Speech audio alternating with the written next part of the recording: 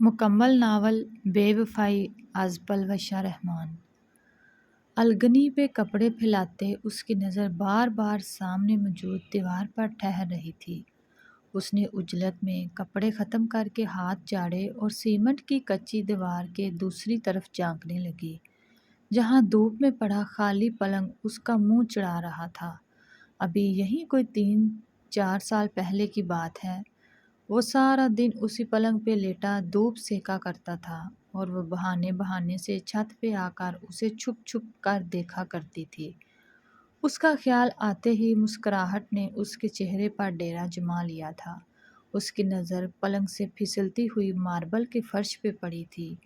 یہ سب سے بڑی واضح تبدیلی تھی جو اس کے جانے کے بعد آئی تھی، اور اسی تبدیلی نے دونوں خاندانوں کے درمیان وہ فاصلہ پیدا کر دیا تھا جو درمیان میں کھینچی دیوار بھی نہیں کر سکی تھی۔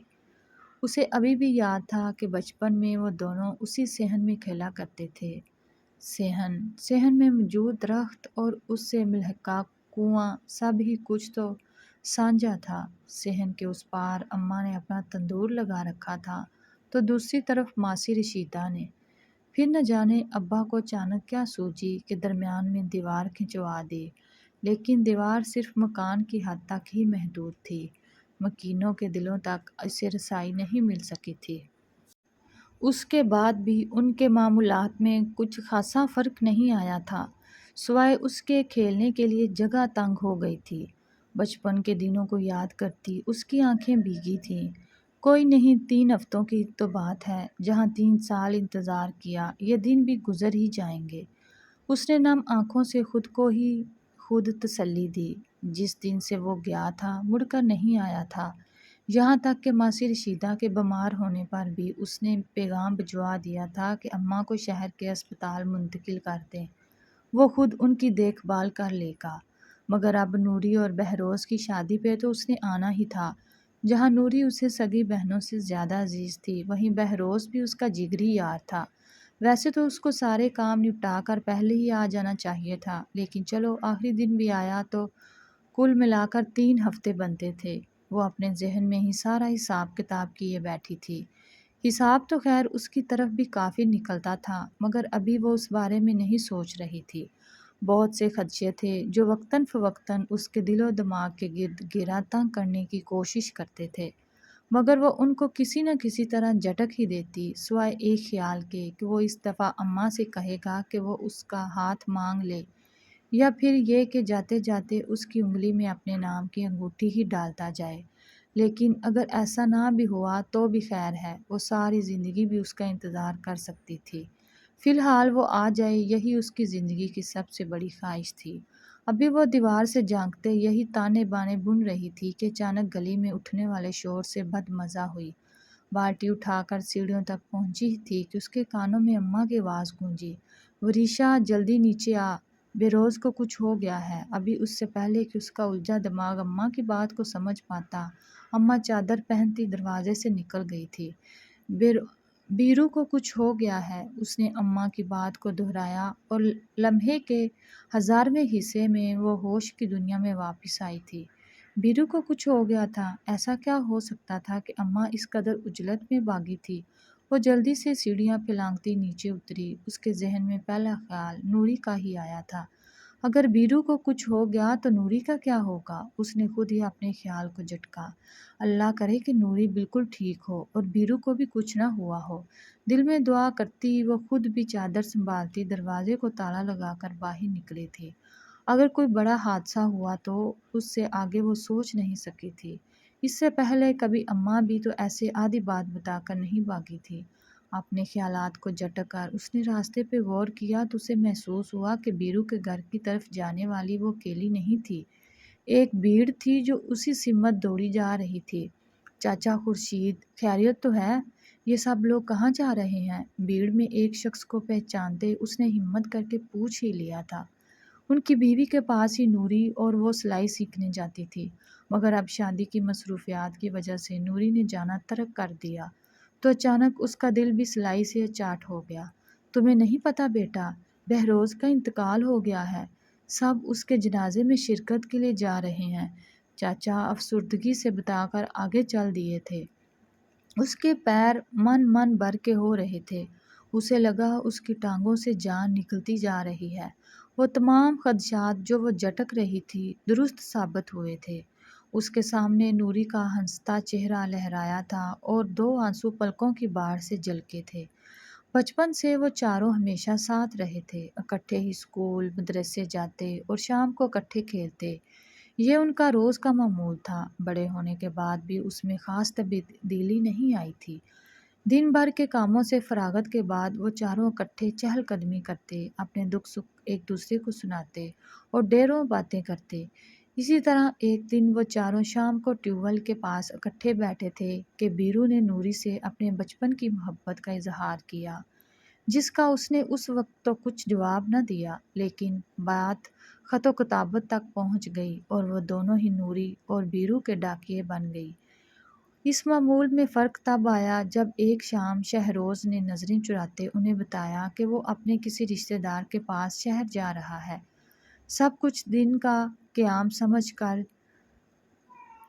چپ کر گئے، لیکن وہ دن اور آج کا دن تھا، نہ وہ واپس آیا تھا اور نہ یہ چاروں کبھی اکٹھے ہوئے تھے، اور اب اگر وہ آ بھی جاتا تب بھی وہ کبھی اکٹھے نہیں ہو سکتے تھے۔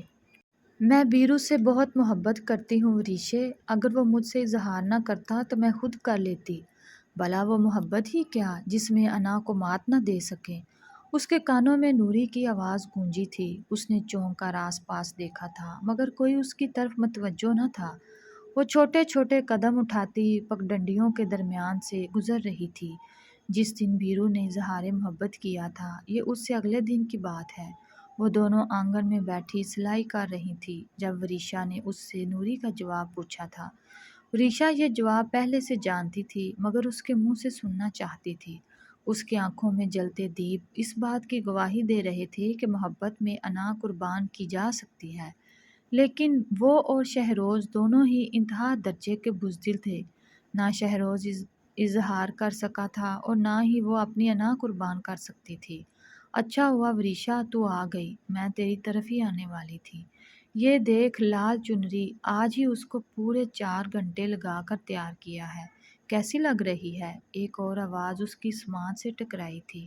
اس کے گلے میں گلٹی ابھری تھی۔ یہ ابھی 2 دن پہلے کی بات ہے جب وہ اپنے ہاتھوں کا بنا بیسن کا حلوہ نوری کو چکھانے کے لیے گئی تھی، مگر وہ پہلے ہی ہاتھ میں لال چنری لیے اسے دروازے پہ ہی مل گئی تھی، جو غالباً اس کی طرف ہی آ رہی تھی۔ نوری ہاتھ پکڑ کر اسے کمرے میں لے گئی تھی اور پھر آئینے کے سامنے چنری پہن کر ہر زاویے سے اپنا عکس دیکھا تھا۔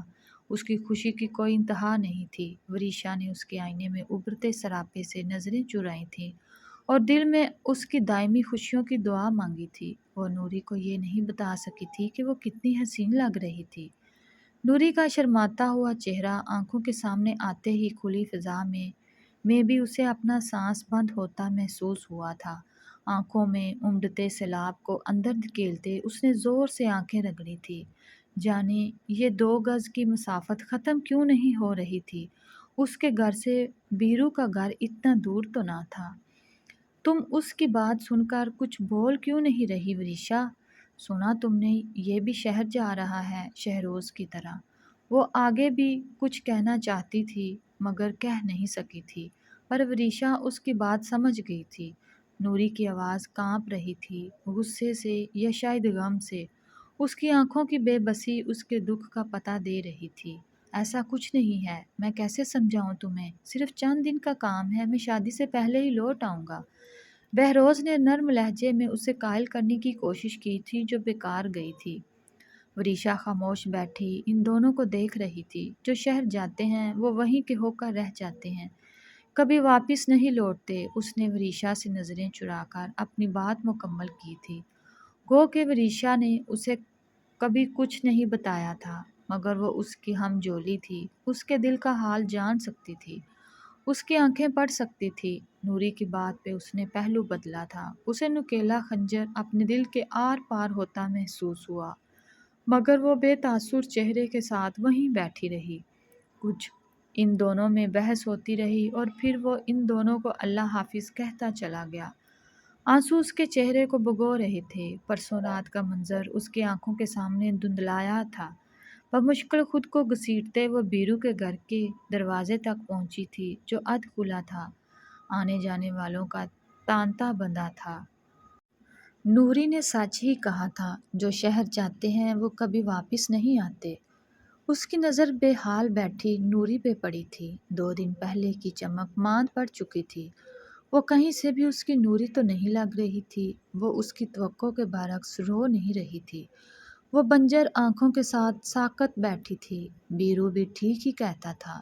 اس نے کہا تھا کہ وہ ضرور واپس آئے گا۔ اس نے اپنا وعدہ وفا کیا تھا، مگر زندگی نے وفا نہیں کی تھی۔ اس نے اپنی محبت کی لاج رکھ لی تھی، مگر زندگی نے اس کی لاج نہیں رکھی تھی۔ وہ بہت دیر نوری کے پاس خاموش بیٹھی آنسو بہاتی رہی تھی، جو دنیا و مافیا سے بے نیاز اپنی ہی دنیا میں کھوئی ہوئی تھی۔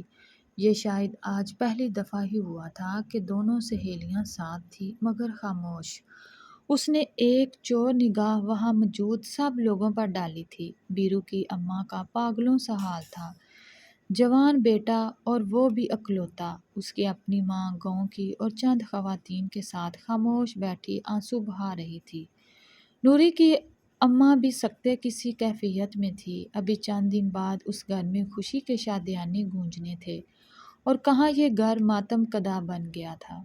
بچپن سے لے کر اب تک کے تمام لمحے جن میں وہ چاروں اکٹھے تھے، اس کی آنکھوں میں نمی کے ساتھ تیر رہے تھے۔ پھر چاہے وہ ان کا اکٹھے اسکول جانا ہو یا شام میں کھیلنا، چہل قدمی کرنا ہو یا گاؤں کے باقی بچوں کی ٹانگ کھینچنا، اتنے لوگوں کے درمیان بھی اسے عجیب وحشت نے گھیر رکھا تھا۔ فضا میں اتنی گھٹن تھی کہ سانس لینا دشوار ہو رہا تھا۔ اس نے ذرا سی نگاہ ترچھی کر کے نوری کو دیکھا تھا، جو بت بنی ایک ہی غیر مرئی نقطے کو گھورے جا رہی تھی۔ دیکھ لینا وریشا، لالا ضرور آئے گا۔ ایسا ہو ہی نہیں سکتا کہ میری شادی ہو اور لالا نہ آئے۔ وہ تو میری چھوٹی چھوٹی خوشیوں میں خوش ہوتا تھا، اب کیسے ممکن ہے کہ میری اتنی بڑی خوشی نظر انداز کر دے؟ نوری کے لہجے کے یقین نے وریشا کو چونکایا تھا۔ اس کے نام پہ وریشا کے دل میں درد کی ٹیس ابھر کر معدوم ہو گئی تھی۔ وریشا نے ایک زخمی نظر نوری کے چہرے پر ڈالی تھی، جس کے چہرے کی خوشی چھپائے نہیں چھپ رہی تھی۔ سب کچھ اتنے آرام سے ہو گیا تھا، کہیں کوئی دقت پیش نہیں آئی تھی، اور اب چند دن بعد اس کا خواب پورا ہونے والا تھا۔ صرف ایک حسرت باقی تھی جو شہروز کے آنے سے پوری ہو جانی تھی، اور اگر وہ نہ آ سکا تو مطلب اسے کوئی ضروری کام بھی تو ہو سکتا ہے، تبھی وہ اتنے سالوں میں کبھی واپس نہیں آیا۔ وریشا نے سنبھل کر بات شروع کی کہ اگر وہ نہ آ سکا تو نوری کا کانچ سا دل ٹوٹ نہ جائے۔ اوہ ہو یار، تم بھی نا، ہمیشہ بس وہموں کا شکار ہی رہنا، کبھی اچھا بھی سوچ لیا کرو میرے بھائی کے بارے میں۔ نوری نے اپنے مزاج کے پیش نظر وریشا کی بات کو مذاق کا رنگ دیا۔ وہ دونوں وریشا کے گھر صحن میں بیٹھی اپنی ہی باتوں میں مصروف تھیں۔ دروازے سے اندر داخل ہوتے نوری کی آواز بیرو کے کانوں میں پڑی۔ اس کا حال بھی وریشا سے مختلف نہ تھا، کیونکہ وہ جانتا تھا کہ اتنے سالوں میں شہروز نے کبھی بھی رابطے کی کوشش نہیں کی تھی۔ ان کے پاس اس کے گھر کا پتہ بھی موجود نہ تھا، یہاں تک کہ رابطے کا واحد سہارا اس کا فون نمبر وہ تبدیل کر چکا تھا۔ وہ کچھ دیر تو وہاں کھڑا ان کی باتیں سنتا رہا، لیکن نوری کے پراعتماد لہجے نے اسے بھی پریشان کر دیا تھا۔ اب اگر وہ نہ آتا تو یقیناً نوری بہت افسردہ ہو جاتی، اور وہ کسی صورت بھی نوری کو اداس نہیں دیکھ سکتا تھا۔ وریشا کے گھر سے نکلنے کے بعد پورا دن معمول کے کام انجام دیتے نوری کی باتیں اس کے دماغ میں گردش کرتی رہی تھی۔ اس نے ہر زاویے سے سوچا تھا کہ کس طرح شہروز سے رابطہ کیا جا سکتا ہے۔ شہروز اس کا بچپن کا دوست تھا، اگر وہ آتا تو اسے بھی خوشی ہوتی، لیکن اگر وہ نہ بھی آتا تو بیرو کسی نہ کسی طرح صبر کر ہی لیتا، مگر نوری، اس سوچ کے آگے وہ لاجواب ہو جاتا۔ نوری بچپن سے ہی شہروز کو سگی بہنوں کی طرح عزیز تھی۔ اس نے ہمیشہ بھائیوں سے بڑھ کر اس کی ہر خواہش کو پورا کیا تھا، یہاں تک کہ بیرو اور نوری کے اظہار محبت کے بعد اس کے ہی اس نے ہی ان دونوں کے گھر والوں کے دماغوں میں یہ بات ڈالی تھی۔ اس طرح اس کی بہن کی دلی خواہش بھی پوری ہو گئی تھی اور نوری پر بھی کوئی آنچ نہیں آئی تھی۔ مگر ایک بات تھی جس کا جواب ان تینوں کے پاس نہیں تھا کہ اگر شہروز کو ان تینوں سے اتنی ہی محبت تھی تو اس نے کبھی رابطے میں پہل کیوں نہیں کی تھی؟ اس کو بارہا مواقع میسر آئے تھے کہ وہ کسی نہ کسی بہانے کچھ دیر کو ہی صحیح ان سے ملنے آ جاتا، یا شاید وہ ان سے ملنا ہی نہ چاہتا ہو۔ کبھی بھی ممکن تھا، انسان کا بدلنا فطری بات ہے۔ ہو سکتا ہے شہر کی چکا چوند کے آگے گاؤں کی خالص دوستیاں ماند پڑ گئی ہوں۔ ساری رات وہ اسی شش و پنج میں مبتلا رہا تھا۔ آدھی سے زیادہ رات اس کے کمرے میں ٹہلتے گزری تھی۔ بے چینی حد سے سوا تھی۔ نوری کی اداسی کے ڈر نے اسے آرام و سکون سے بھی بیگانہ کر دیا تھا۔ ایک طرف شادی کی تیاریاں زور و شور سے چل رہی تھی تو دوسری طرف نوری اپنے بھائی کے انتظار میں گل رہی تھی۔ صبح فجر کے اذان سے کچھ پہلے اس کے دماغ میں ماسٹر صاحب کا خیال آیا تھا اور وہ بغیر وقت ضائع کیے ان کے گھر کے لیے نکل کھڑا ہوا۔ ماسٹر صاحب فجر کی نماز پڑھ کر لوٹے تو بیرو کو گھر کے باہر مضطرب سا ٹہلتے پایا۔ وہ بہت شفقت سے ان سے ملے اور ساری بات سن کر شہروز کے کسی جاننے والے کے گھر کا پتہ دے دیا۔ جب شہروز کی اماں بیمار تھیں تو ماسٹر صاحب ہی انہیں شہر کے ہسپتال منتقل کر کے آئے تھے۔ وہاں انہیں شہروز تو نہیں ملا تھا مگر ان کی ملاقات اس کے کسی رشتہ دار سے ہوئی تھی اور ان کے پاس اسی کا پتہ موجود تھا جو انہوں نے بیرو کو دے دیا تھا۔ ماسٹر صاحب نے اسے ڈھیر ساری دعاؤں کے ساتھ رخصت کیا۔ وہ چاہتا تھا کہ جلد سے جلد شہر کے لیے روانہ ہو جائے، لیکن اس سے پہلے ایک مرحلہ نوری کو مطلع کرنے کا تھا جو شہر کا نام سن کر ہی بدک جاتی تھی۔ اس کو لگتا تھا کہ جو بھی شہر جاتا ہے وہ وہاں کی رنگینیوں میں کہیں گم سا ہو جاتا ہے۔ پھر بھی اس نے ہمت کر کے ان دونوں کو بتانے کا سوچا تھا۔ جب اس نے نوری سے بات کی تو اس نے قطعاً انکار کر دیا تھا، مگر اسی کی خوشی کی خاطر اسے جانا تھا اور وہ چلا ہی گیا تھا، کبھی نہ آنے کے لیے۔ آنکھ کھلتے ہی وہ اس کے سامنے کھڑا تھا۔ یہ معجزہ کیسے ہو گیا تھا؟ کیا واقعی جانے والے یوں لوٹ آتے ہیں؟ کیا حقیقت میں بچھڑے ہوئے مثل یوسف مل جاتے ہیں؟ وہ بس سوچ ہی سکی، کہہ نہ سکی۔ آخر یہ بھی کوئی موقع تھا شکوے شکایت کا۔ کوئی اور وقت ہوتا تو وہ اسے ناکو چنے چبوا کر ہی دم لیتی، مگر ان حالات میں وہ خود پژمردہ ہوئی اس کے خیر مقدم کے لیے مسکرا بھی نہ سکی۔ وہ آ گیا بیرو، وہ آ گیا۔ اس نے ہمارے سارے خدشات غلط ثابت کر دیے۔ نہ وہ ہمیں بھولا ہے نہ ہم سے غافل ہوا ہے۔ شاید ناراض ہو یا پھر شاید مصروفیہ۔ اس نے دل میں ہی بیرو کو مخاطب کر کے توجہ پیش کی تو وہ جانتی تھی کہ بیرو اس سے کبھی ناراض نہیں ہو سکتا تھا، چاہے وہ آخری حق ادا کرنے نہ آتا تب بھی نہیں۔ نوری کو تو معلوم ہی نہیں تھا کہ بیرو شہروز سے ملنے گیا تھا اور وہ خود اس مقام پر آ کر وہ ٹھہر گئی تھی۔ نظر کے پردے پر وہ تمام درد آلود لمحات چلنے لگے تھے جب وہ اکیلی تھی اور وہ کہیں نہیں تھا۔ نوری رکو، کہاں جا رہی ہو؟ بات تو سنو۔ وہ اندھیرے میں نوری کے پیچھے سرپٹ دوڑی چلی جا رہی تھی، ساتھ ہی ساتھ آوازیں بھی لگا رہی تھی کہ مبادا وہ کہیں کسی کھائی میں ہی نہ گر جائے۔ خاردار جھاڑیوں سے گھرا یہ خطرناک رستہ جہاں گاؤں کے لوگ دن میں آتے ہوئے بھی گھبراتے تھے، وہ رات کے دوسرے پہر اکیلے ایسے عبور کر رہی تھی جیسے یہاں آنا اس کا روزانہ کا معمول ہو۔ میں بیرو کے پاس جا رہی ہوں، تم سب نے مل کر اسے مجھ سے دور کر دیا ہے، اب مجھے بھی یہاں نہیں رہنا، پلیز مجھے جانے دو بیرو کے پاس۔ وہ تنہا ہے، مجھے بلا رہا ہے، مجھے پکار رہا ہے۔ نوری کی آواز میں پنہاں درد وہ دور سے بھی محسوس کر سکتی تھی۔ یہ راستہ آگے جا کر قبرستان سے ملتا تھا۔ اس سے پہلے کہ وہ نوری کی بات سمجھ پاتی، نوری آن کی آن میں اس کی نظروں سے اوجھل ہو گئی۔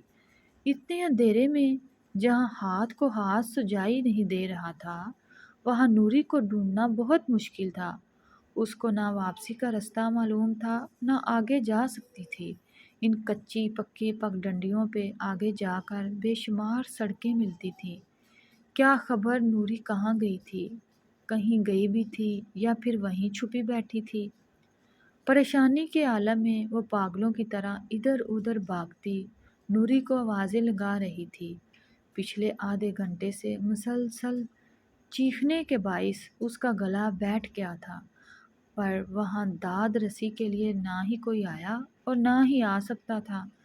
نیند میں نوری کا نام پکارتے وہ ایک دم اٹھ کر بیٹھی تھی۔ اس کا پورا جسم پسینے سے شرابور تھا۔ اس کے لب ابھی بھی لرزتے ہوئے نوری کا نام پکار رہے تھے۔ گلے میں واضح خراش موجود تھی۔ بے چینی انگ انگ سے عیاں ہو رہی تھی۔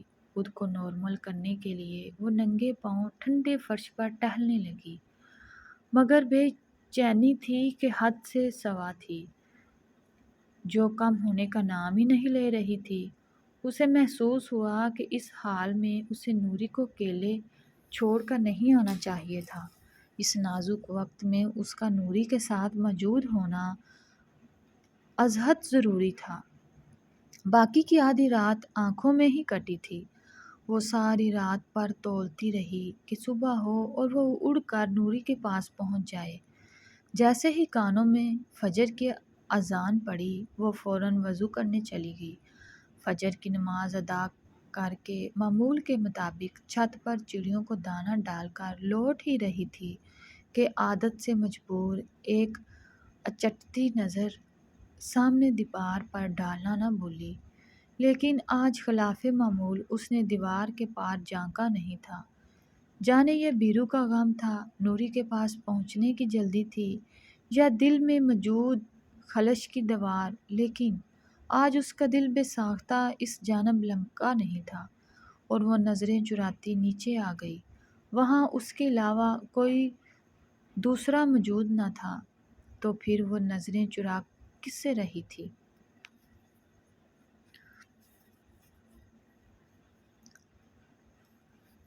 وہ نوری کے گھر پہنچی تو آنے جانے والوں کا تانتا بندھا تھا۔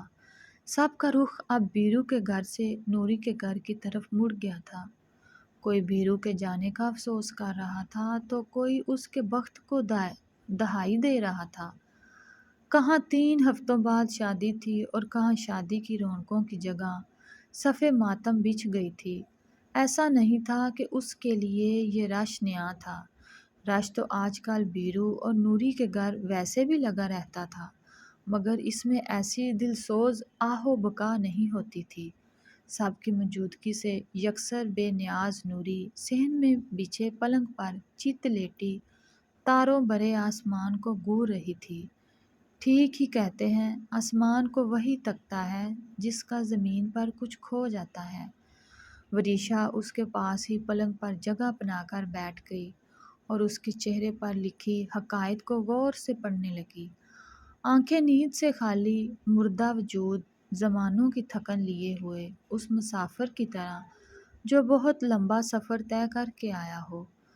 زادِ راہ سب سفر میں ہی لٹا کر جب تھک ہار کر منزل پر پہنچے تو اسے علم ہوا کہ منزل تو قسمت میں لکھی ہی نہیں، ساری زندگی سفر میں ہی کٹنی ہے۔ چند گھنٹوں میں ہی وہ صدیوں کی بیمار لگنے لگی تھی۔ وہ کب سے یہاں بیٹھی تھی، پر نوری نے اس کی طرف آنکھ اٹھا کر بھی نہیں دیکھا تھا، جیسے اسے پہچانتی ہی نہ ہو۔ کافی گھنٹے اس کے پاس بیٹھے رہنے کے بعد جب اسے یقین ہو گیا کہ نیند نوری پر مہربان ہو چکی ہے، وہ اٹھ کر اندر نوری کی ماں کے پاس چلی گئی۔ ان کو کھوکھلی تسلیاں دلاسے اور صبر کا درس دیتے وہ ان کے ساتھ شادی کا سامان سموا کر لوہے کے ٹرنک میں بھرنے لگی۔ اچانک اس کی نظر لال چنری سے ٹکرائی اور وہیں صبر کا بند ٹوٹتے ایک بے لگام آنسو چپکے سے گال پہ پھسلتے اس کی اوڑھنی میں جذب ہوا۔ اس کا دل ایک دم ہی ہر چیز سے اچاٹ ہو گیا تھا۔ نوری کی ماں کی نظر بچتے ہی وہ وہاں سے نکل آئی تھی۔ وقت کا کام ہے گزرنا اور وہ گزر ہی جاتا ہے، اور وقت کے ساتھ زخم بھی پڑ جاتے ہیں اگر وہ دیڑے نہ جائیں۔ آہستہ آہستہ سب کی زندگیاں معمول پر آ رہی تھیں، مگر اس کی زندگی کا پہیہ تو جیسے نوری کے وقت کے چکر کے ساتھ ہی رک گیا تھا۔ ابھی بھی وہ روزانہ صبح اٹھ کر چھت پر جاتی تھی، لیکن تبدیلی یہ آئی تھی کہ اب وہ اس دیوار پر ایک نگاہ غلط بھی نہیں ڈالتی تھی۔ نوری کے گھر وہ اب بھی جاتی تھی، جانے کون کون سے قصے سنا کر اس کی توجہ کھینچنے کی کوشش کرتی تھی، پر نوری ہمیشہ کی طرح بت بنے بیٹھی رہتی۔ جب آنکھیں ایک ہی نقطے کو گھورتے گھورتے تھک جاتی تو وہیں لیٹ کر سو جاتی، اور وہ اسے سلا کر مطمئن سی گھر لوٹ جاتی، جیسے اب فقط یہی زندگی اس کا مقصد ہے۔ نوری تو اس کی طرف آنکھ بھر کر بھی نہیں دیکھتی تھی، پر اماں نے اس کے اندر آنے والی تبدیلی کو واضح نوٹ کیا۔ وہ اب پہلے کی طرح شادی کے نام پر شرماتی جھجکتی نہیں تھی، بلکہ اسپاٹ چہرے کے ساتھ صاف انکار کرتی تھی۔ اماں اس کا ذمہ دار نوری کے ساتھ ہوئے حادثے کو گردانتے رہے، پر اماں کی دوربین جیسی نظریں اس کا باریک بینی سے جائزہ لیتی۔ ابا، مجھے ابھی شادی نہیں کرنی، میں آگے پڑھنا چاہتی ہوں، پڑھ لکھ کر کچھ بننا چاہتی ہوں، نام اور مستقبل بنانا چاہتی ہوں۔ جب اس نے دیکھا کہ اب بات ٹال مٹول سے آگے نکل آئی ہے تو اس نے پڑھائی کا سہارا لیا۔ ابا کو اس کی پڑھائی پر اعتراض تو نہ تھا، مگر حیرانی ضرور تھی۔ پہلے پہل تو اماں نے اسے لاکھ سمجھایا کہ وقت پر شادی اشد ضروری ہے۔ پڑھائی کا کیا ہے، شادی ہو جائے تو لڑکی کی زندگی میں صرف گھر اور گھرداری بچتی ہے، مگر وہ بضد تھی کہ اسے شادی سے زیادہ کچھ بن کر ماں باپ کا نام روشن کرنا ہے۔ آخرکار تھک ہار کر اماں نے بھی ہتھیار ڈال دیے۔ بی اے تو اس نے پہلے بھی کر رکھا تھا، ماسٹرز کے لیے گاؤں میں کوئی کالج یا یونیورسٹی نہ ہونے کے باعث اسے پرائیویٹ امتحانات دینے پڑے۔ اتنی ذہین تو وہ تھی ہی کہ گھر بیٹھ کر بھی تیاری کر سکتی تھی، اور اس کا ایک اور فائدہ یہ تھا کہ اس طرح اس کے معمولات زندگی میں بھی فرق نہیں آیا تھا۔ دن نوری کے ساتھ گزرتا تھا اور رات پڑھائی میں۔ اس نے خود کو اتنا مصروف کر لیا تھا جتنا وہ کر سکتی تھی۔ تمہیں کس نے کہا تھا کہ میرا انتظار کرو؟ کیا میں نے کبھی تمہیں کسی قسم کی امید دلائی تھی؟ کسی کی آواز بہت دور سے کانوں میں گونجی تھی، اور وہ جو ابھی چند گھنٹوں پہلے سوئی تھی ہڑبڑا کر اٹھ بیٹھی۔ نظریں گھما کر دیکھا تو یاد آیا کہ رات کو وہ پرچے کی تیاری کرتے میز پر ہی سر رکھ کر سو گئی تھی۔ آج اس کا آخری پرچہ تھا جو اسے شہر جا کر دینا تھا۔ صبح ہی صبح تیار ہو کر وہ نوری کے گھر پہنچی۔ اسے اطلاع دیتی وہ نکل ہی رہی تھی کہ نوری نے اس کا ہاتھ پکڑ کر روکا۔ بیرو کے جانے کے بعد یہ پہلی دفعہ تھا جب نوری نے اس کی کسی بات پر رد عمل دیا تھا۔ شاید وہ شہر کا نام سن کر ڈر گئی تھی۔ خوف کے سائے اس کی آنکھوں میں لہرائے تھے، جسے وریشا نے دیکھ کر بھی نظر انداز کیا تھا۔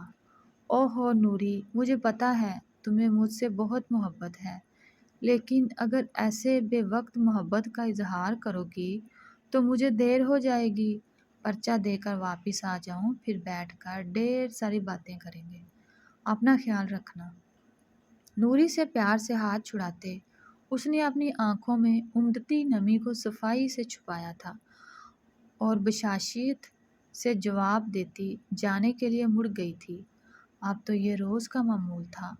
وہ شہر جانے کے لیے جب بھی بس پر روانہ ہوتی تھی، کیا کیا یاد نہیں آتا تھا۔ جلدی واپس آنا شہروز بھائی، ہم انتظار کریں گے۔ یہ نوری کی آواز تھی جو شہروز کے جانے سے پہلے بس پر روانہ ہوتے نوری نے لگائی تھی۔ انتظار تو اس نے بھی کیا تھا، کبھی نہ ہونے والا انتظار، مگر کتنی آسانی سے وہ اسے کہہ گیا تھا کہ اب میرا انتظار نہ کرنا، شاید میں اب کبھی واپس نہ آؤں۔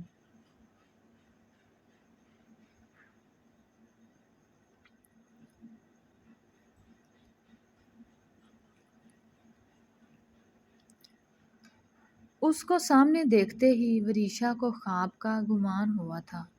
اس نے 2 دفعہ پلکیں جھپکا کر آنکھیں رگڑ کر دیکھا، مگر وہ وہیں موجود تھا، پیشانی مسلتے، کسی سے کال پر بات کرتے۔ وہ بہت مصروف نظر آ رہا تھا، اتنا مصروف کہ اس نے تو نظر بھر کر وریشا کو دیکھا بھی نہیں تھا، اور وہ بت بنی ارد گرد سے بے نیاز اس کے فارغ ہونے کا انتظار کرنے لگی۔ یہ انتظار ہمیشہ لمبا کیوں ہو جاتا ہے؟ یہ انتظار ہمیشہ اس کے حصے میں ہی کیوں آتا ہے؟ کیا اس نے بھی اس سے ملنے کا ایسے ہی بے صبری سے انتظار کیا ہوگا؟ یہ وہ سوالات تھے جو اس کی موجودگی کے باوجود بھی زبان سے ادا نہیں ہوئے تھے۔ یہ وہ سوالات تھے جن کے جوابات کبھی نہیں ملنے والے تھے۔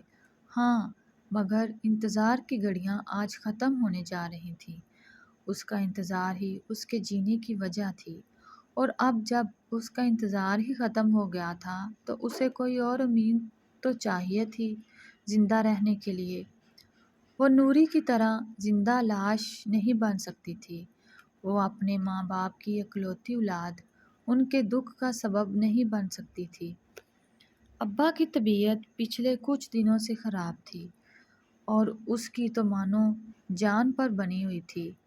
کوئی طبیب، کوئی حکیم نہیں چھوڑا تھا، مگر بخار تھا کہ اترنے کا نام ہی نہیں لے رہا تھا۔ اماں تو ہر وقت گمسم نظر آتی تھی، زندگی کے سفر کا ساتھی۔ بستر پر پڑ جائے تو 2 گھڑی بھی اکیلے چلنا محال ہو جاتا ہے۔ اماں کا بھی یہی حال تھا، عجیب وساوس میں گھری رہتی تھی۔ کبھی دل گھبرا جاتا تھا تو کبھی سانس پھول جاتی تھی۔ ابا کی رپورٹس ڈھونڈتے اس نے الماری کے سارے خانے چھان مارے تھے۔ رپورٹس تو نہیں ملی تھی، مگر نظر لال چنری سے ٹکراتے ہی کتنے رنگ چہرے سے گزر کر اسے تاریک کر گئے تھے۔ حیا کے رنگ، انتظار کے رنگ، کرب کے رنگ۔ یہ کیا چھپایا جا رہا ہے؟ ذرا ہمیں بھی تو دکھاؤ۔ نوری کی آواز پر اس کے چلتے ہاتھ رکے تھے، اور وہ الماری کا کھلا پٹ بند کر کے سیدھی ہوئی تھی۔ نہیں، کچھ بھی نہیں تو میں تم سے کیا چھپاؤں گی بلا؟ اس نے خود کو نارمل کرنا چاہا، پر حالت ایسی تھی جیسے کوئی چور چوری کرتے رنگے ہاتھوں پکڑا گیا ہو۔ ہاں، یہی تو، تم مجھ سے کچھ کیوں چھپاؤ گی؟ میں تو تمہیں اپنی ہر چیز دکھاتی ہوں۔ چلو آگے سے ہٹو، مجھے دیکھنے دو۔ اس سے پہلے کہ وریشا کچھ کہتی، نوری اسے سامنے سے ہٹا کر الماری کا بند پٹ کھول چکی تھی۔ اسے اپنی آنکھوں پر شبہ ہوا، یہ تو وہی لال چنری تھی، مگر یہ وریشا کے پاس کیسے آئی تھی؟ وریشا اس کے سامنے سر جھکائے کسی مجرم کی طرح کھڑی تھی۔ وہ مجھے تمہاری اتنی پسند آئی کہ میں نے بالکل ویسی ہی ایک اپنے لیے بھی ٹانک لی۔ انگلیاں مروڑتی وریشا نے بغیر کچھ کہے ہی اپنی صفائی پیش کی۔ اس بات سے نوری کے چہرے پر جاندار مسکراہٹ آئی۔ اس نے چنری نکال کر وریشا کو اڑا کر اس کی بالائیں لیں۔ تم تو مجھ سے بھی زیادہ پیاری لگ رہی ہو، نوری نے تبصرہ کیا۔ جانتی تو نوری بھی تھی کہ وریشا اپنے لیے بھی چنری ٹانک رہی تھی، مگر وہ حیران تھی کہ اس نے یہ بات چھپا کر کیوں رکھی تھی۔ اس سے آگے کا منظر آنسوؤں کے سبب دھندلانے لگا تھا۔ کتنا کچھ تھا جو بدل گیا تھا۔ بیرو ان کو چھوڑ گیا تھا۔ نوری خاموش ہو گئی تھی۔ جس کے لیے اس نے چنری ٹانکی تھی، وہ آدھے راستے میں راستہ بدل گیا تھا، اور وہ خود ایک روبوٹ بن کر زندگی گزار رہی تھی۔ اس نے وہ چنری نکال کر پرس میں ڈال لی۔ جس NGO میں وہ کام کرتی تھی، وہاں ایک لڑکی کی شادی تھی، اور یہ اس کی طرف سے اس کے لیے شادی کا تحفہ تھا۔ اب جب خواب ہی نوچ ڈالے تھے تو کرچیاں سنبھال کر کیا آنکھیں زخمی کرنی۔ وہ سنبھل کر قدم اٹھاتی اس تک پہنچی تھی۔ موبائل کان سے ہٹا کر جیب میں رکھتے اس کی نظر اس پر پڑی تھی۔ اتنے لمبے انتظار کے بعد بھی اسے ہی چل کر اس تک آنا پڑا تھا۔ کیا یہ ضروری تھا کہ پیش قدمی اسی کی طرف سے ہو؟ کیا وہ کبھی اس کی طرف قدم نہیں بڑھائے گا؟ کیسی ہو؟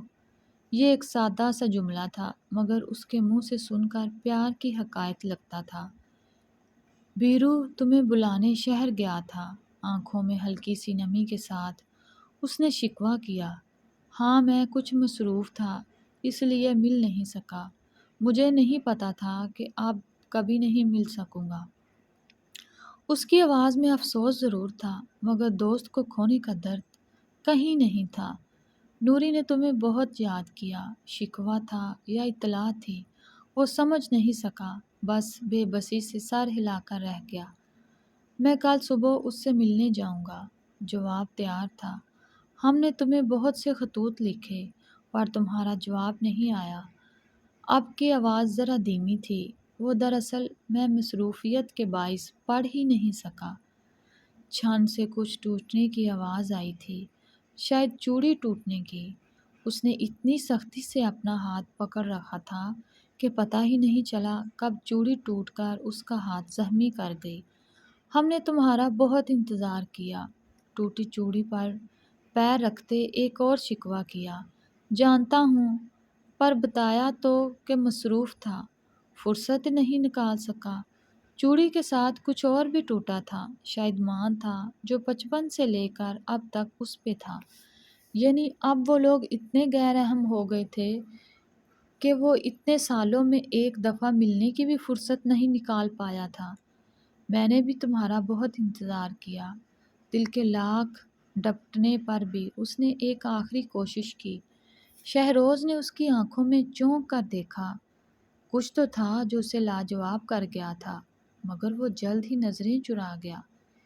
کیا میں نے تمہیں کہا تھا انتظار کرنے کو؟ میں نے جانتے ہوئے کوئی امید دلائی تھی تمہیں؟ بظاہر تو ایک سوال تھا، مگر وریشا کو پتہ نہیں کیوں پانی پانی کر گیا تھا۔ آپ کی آواز بہت زور سے آئی تھی، دل کے ٹوٹنے کی آواز، جو اب ہر صبح اور ہر رات اس کے کانوں میں گونجنے والی تھی۔ اس آواز میں اسے اپنا آپ گم ہوتا دکھائی دیا۔ ٹھیک ہی تو کہہ رہا تھا وہ۔ اس نے کب اسے کوئی امید دلائی تھی؟ اس نے کب کہا تھا انتظار کرنے کو؟ اسے اپنے پیروں پہ کھڑے رہنا مشکل ہو رہا تھا۔ بچپنے سے نکل آؤ وریشا، انتظار چھوڑ دو، میں اب کبھی نہیں آؤں گا۔ بظاہر مسکرا کر کہا گیا تھا، مگر کسی کے دل کو چھلنی کر گیا تھا۔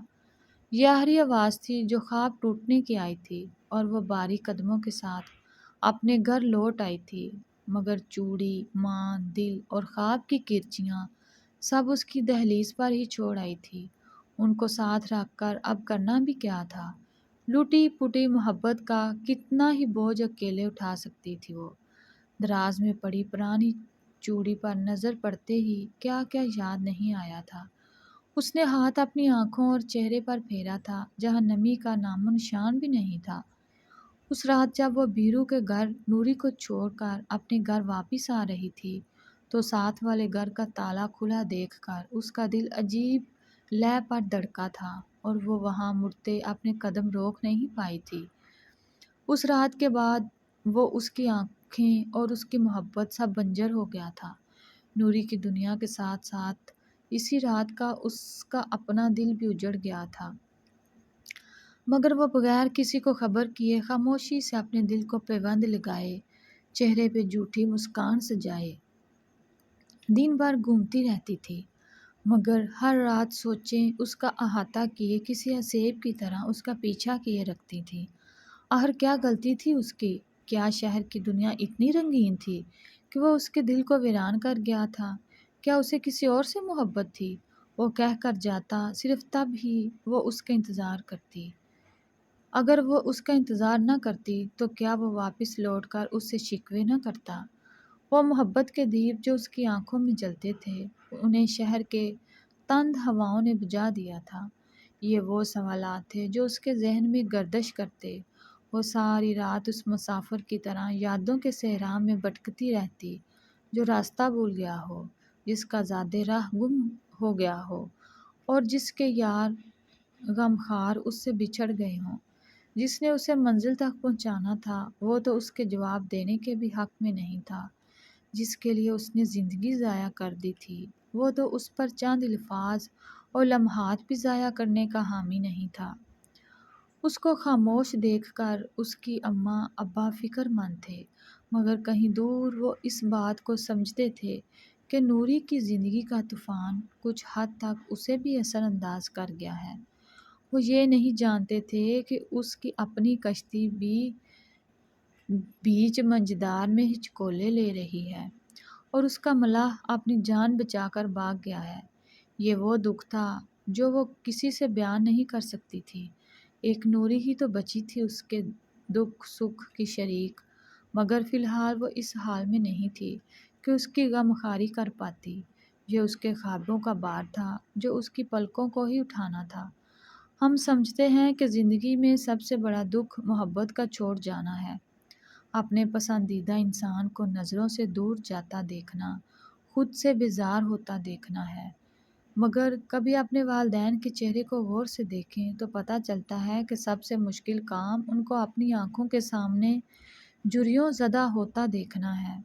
وقت گزرنے کے ساتھ ساتھ دو طاقتور لوگوں کا ہماری آنکھوں کے سامنے کمزور و ناتواں ہونا ہے۔ ان کے ہاتھوں کی کپ کپاہٹ دیکھ کر دل میں جو ٹیس اٹھتی ہے، اس سے معلوم ہوتا ہے کہ کسی کے چھوڑ جانے سے بھی وہ اذیت محسوس نہیں ہوتی جو صرف یہ سوچنے سے ہوتی ہے کہ ایک دن یہ بھی چھوڑ کر ہمیشہ ہمیشہ کے لیے چلے جائیں گے اور ہم بے بسی سے تماشا دیکھتے رہ جائیں گے۔ یہ وہ لوگ ہیں جن کے بغیر جینے کا تصور ہی ہلا دیتا ہے، اور تب پتہ لگتا ہے کہ زندگی میں کچھ بھی اہم نہیں تھا، کچھ بھی ضروری نہیں ہے سوائے ان کے۔ جس دن یہ احساس انسان کو گھیر لیتا ہے، اس دن سے وہ باقی عارضی چیزوں کے پیچھے بھاگنا چھوڑ دیتا ہے۔ وہ بس وہ کرتا ہے جو اس کے والدین چاہتے ہیں، صرف اور صرف ان کی خواہشات اور ان کے خوابوں کو پورا کرنے کی تنگ و دو میں لگ جاتا ہے۔ دل خراش ہے، مگر حقیقت ہے کہ جنہوں نے سب سے زیادہ ہماری کامیابیوں کی دعائیں مانگی ہیں، وہ ہمیں کامیابیوں کی سیڑھیاں چڑھتا دیکھ بھی پائیں گے یا نہیں؟ جنہوں نے دھوپ، آندھی، بارش، طوفان، گرمی، سردی کی پرواہ کیے بغیر ہمارے لیے مشقتوں کی چکیاں پیسی ہیں، ان سب کا بیٹھ کر کھانے اور آرام کرنے کا وقت آئے گا، تب وہ موجود بھی ہوں گے یا نہیں؟ جنہوں نے ہماری کامیابیوں کے لیے ہاتھ اٹھا اٹھا کر دعائیں مانگی ہیں، وہ ہاتھ ہماری کامیابی پر تالیاں بجانے کے لیے موجود بھی ہوں گے یا نہیں؟ جب سے اس نے حقیقت کی دنیا میں قدم رکھا تھا، تب سے اپنے بوڑھے ماں باپ کے چہروں کا طواف کرتے وہ ایسی ہی سوچوں میں غرق رہتی۔ اب اسے جذباتیت کا شکار نہیں ہونا تھا، حقیقت پسند رہنا تھا، اپنے لیے، اپنے والدین کے لیے اور اپنے دل کی پیوند کاری کے لیے۔ صبح سے اپنے دفتر میں بیٹھی وہ جلدی جلدی کام نپٹانے میں مصروف تھی۔ اس نے کامیابی کا زینہ بہت تیزی سے عبور کیا تھا۔ ذرا سی عمر میں، کچھ ہی سالوں میں وہ کہاں سے کہاں پہنچ گئی تھی۔ جانے یہ اس کی قسمت تھی یا انتھک محنت، مگر جو بھی تھا اس کے جینے کا واحد سہارا تھا۔ ماسٹرز کا امتحان پاس کرتے ہی اس نے خود کو ایک نجی NGO کا حصہ بنا لیا۔ اس کے دل میں لوگوں کے لیے موجود احساس نے اسے اس فیصلے پر پہنچا دیا تھا، مگر جلد ہی اسے احساس ہو گیا کہ یہ تمام NGOs اپنے مفاد کے لیے کام کرتی ہیں، ان کے درمیان رہ کر آپ خود بھی مخلص نہیں رہ سکتے۔ کچھ ہی وقت میں اس نے تجربہ حاصل کر کے نوری کے نام پر اپنا فلاحی ٹرسٹ کھولا۔ اس کا مقصد فقط عوام کی خدمت تھا، بے غرض بے لوث خدمت۔ کاغذوں کے پلندے سے الجھتے ہوئے یکا یک ہی اس کا دل ہر شے سے اچاٹ ہوا تھا۔ اس نے کام میں دل لگانے کی بہت کوشش کی، مگر بے سود۔ اس نے کام کو کل پر چھوڑتے دفتر میں موجود لوگوں کو کام کے حوالے سے محسوس ہدایات کرتے باہر کی طرف قدم بڑھائے اور گاڑی کو گاؤں کی سمت موڑ لیا۔ اس کا ارادہ نوری کی طرف جانے کا تھا۔ ہمیشہ کی طرح نوری خاموشی سے گھر کے کاموں میں مصروف تھی اور وہ اس کے سامنے پلنگ پہ بیٹھے اس کا جائزہ لے رہی تھی۔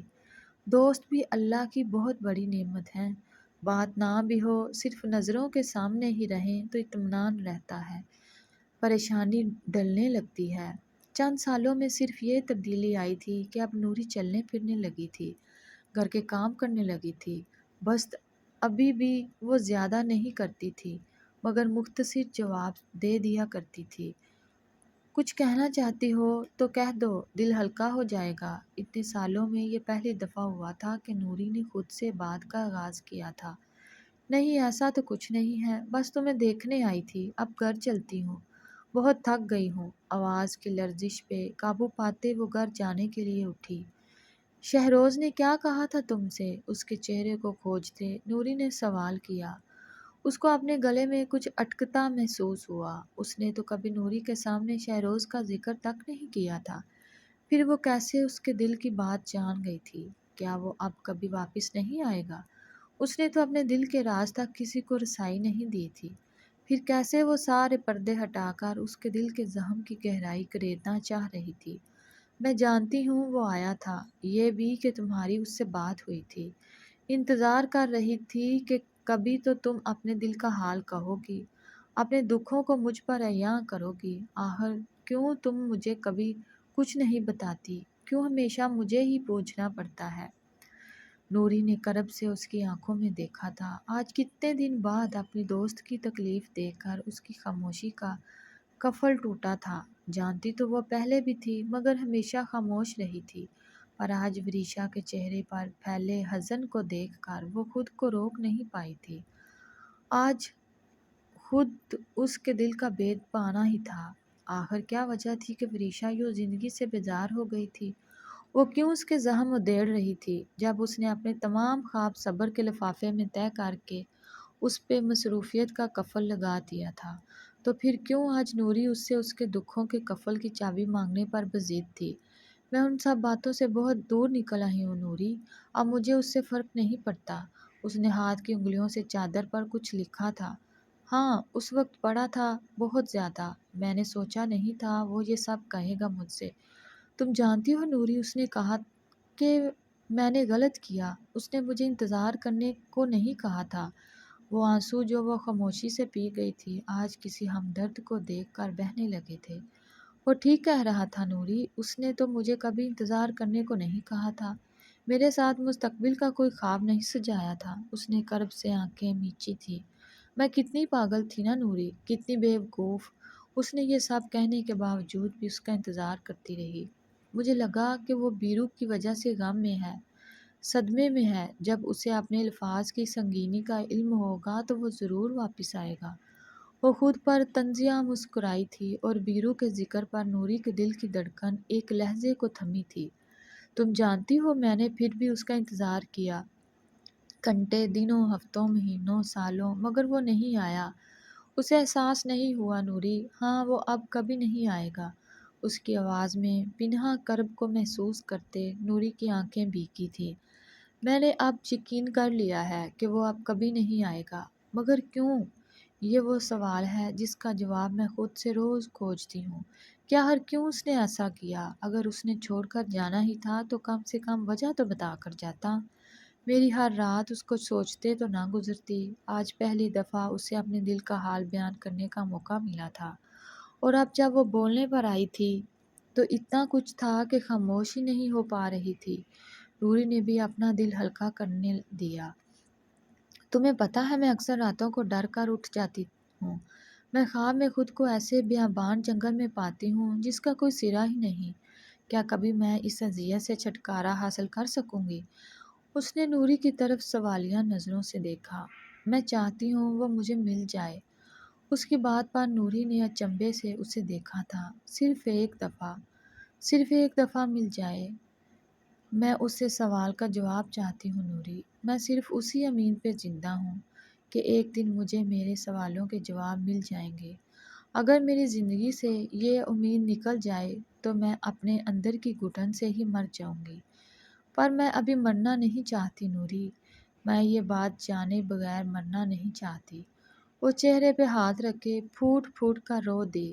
تمہیں اس سوال کا جواب کیوں چاہیے؟ وہ چھوڑ گیا ہے۔ جب تم اس حقیقت کو تسلیم کر چکی ہو، اپنی زندگی میں آگے بڑھ چکی ہو، تو اب یہ جان کر کیا کرو گی؟ اس کو خاموش ہوتا دیکھ کر نوری نے اس سے سوال کیا تھا۔ نوری کے سوال پر وہ چونکی تھی۔ نوری ٹھیک کہہ رہی تھی۔ اب وہ اس سوال کا جواب جان کر کیا کرے گی؟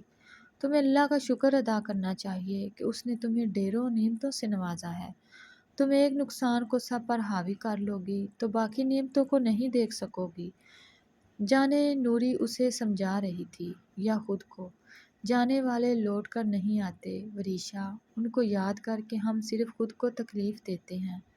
ہم انسان بھی کتنی عجیب مخلوق ہیں نا، ایک سارے کو خود پر حاوی کر لیتے ہیں، یہ جانے بغیر کہ جسے ہم خسارہ جانتے ہیں وہ تو اصل خسارہ تھا بھی نہیں، ہماری باقی ماندہ نعمتوں کا صدقہ تھا جو لے لیا گیا ہم سے، قربانی تھی اور پھر قربانی پر وویلا تھوڑی مچاتے ہیں۔ سوچو، ہمارے والدین، ہمارے دوست احباب، ہماری صحت، ہماری جان، یہ ضروری ہیں، اس میں سے کچھ چھن جائے تو اصل خسارہ ہوگا۔ محبت تو ثانوی چیز ہے وریشا، اس کے بغیر بھی گزارا ہو جائے گا۔ اس نے وریشا کا ہاتھ تھام کر بہت سنبھل کر الفاظ کا چناؤ کیا تھا کہ کہیں کوئی بات اس کے دکھے دل کو مزید دکھا نہ دے۔ وریشا نے اپنے آنسو پہنچ کر خود کو نارمل کرنا چاہا۔ اس کے سر میں شدید درد تھا، آنکھوں میں بھی جلن کا احساس تھا۔ وہ نوری سے دو چار ادھر ادھر کی باتیں کرنے کے بعد معذرت کر کے گھر آ گئی۔ کمرے میں داخل ہوتے ہی اس نے سامنے دیوار گھیر شیشے سے نظر چرائی تھی۔ یہ اس کا روز کا معمول تھا، مگر پتہ نہیں کیوں وہ آج ایسا نہیں کر پائی تھی۔ اس نے نظر بچا کر چپکے سے اپنا عکس دیکھنا چاہا اور پھر نظر وہیں ٹھہر گئی۔ زندگی جینے کے لیے صرف ایک فن کی ضرورت ہوتی ہے اور وہ ہے اداکاری۔ اسے اپنے کانوں میں اپنی سرگوشی سنائی دی جسے اس نے خود کو شاباش دی ہو۔ اس نے مسکرانے کی کوشش کی مگر آنسو حلق سے ہوتے ہوئے دل پہ گزرے تھے۔ گلے میں گلٹی ابھری تھی۔ نوری کو اداکاری نہیں آتی تھی، تبھی وہ دیمک زدہ ہو گئی تھی۔ یہ اس کا خیال تھا، جانے اس نے کس کو دلاسا دیا تھا۔ وہاں اس کے علاوہ کوئی اور موجود نہیں تھا۔ اسے لگا جیسے شیشے میں لہراتا اس کا عکس اس پر ہنسا تھا، جیسے منہ چڑھا رہا ہو، تم نے اداکاری کر کے بھی کیا اکھاڑ لیا؟ اس نے تو صرف وجود دیمک زدہ ہوا ہے، مگر تمہاری تو روح تک میں دیمک پھیل گئی ہے، جس دیمک نے تمہیں اندر تک کھوکھلا کر دیا ہے۔ کیا تمہیں اپنی ہنسی جھوٹی نہیں لگتی؟ وہ بے دم سی ہوتی بستر پر گرنے کے انداز میں لیٹ گئی۔ زندگی شہ اور مات کا کھیل ہے، اسے مات نہیں کھانی تھی، اور اس کے لیے اسے فنکار بننا تھا، اداکار بننا تھا۔ شہ اسی کا مقدر ہوتی ہے جو اس کی جستجو کرتا ہے، جس کو کھیل کا پانسا پلٹنا آتا ہے اور جس کو زندگی کے بساط میں پینترا بدلنے میں مہارت حاصل ہوتی ہے۔ اس نے بھرپور مسکراہٹ کے ساتھ آنکھیں بند کی تھیں اور دو آنسو اس کی جھوٹی مسکان کو مات دیتے آنکھوں کے کانوں سے پھسل گئے تھے۔ بے وفائی اس کا انتخاب نہیں تھا، مگر وہ منتخب کر لی تھی۔ آج بہت خاموشی سے وہ اس راستے پہ چل پڑی تھی جہاں سے آگے کا کوئی راستہ نہیں تھا۔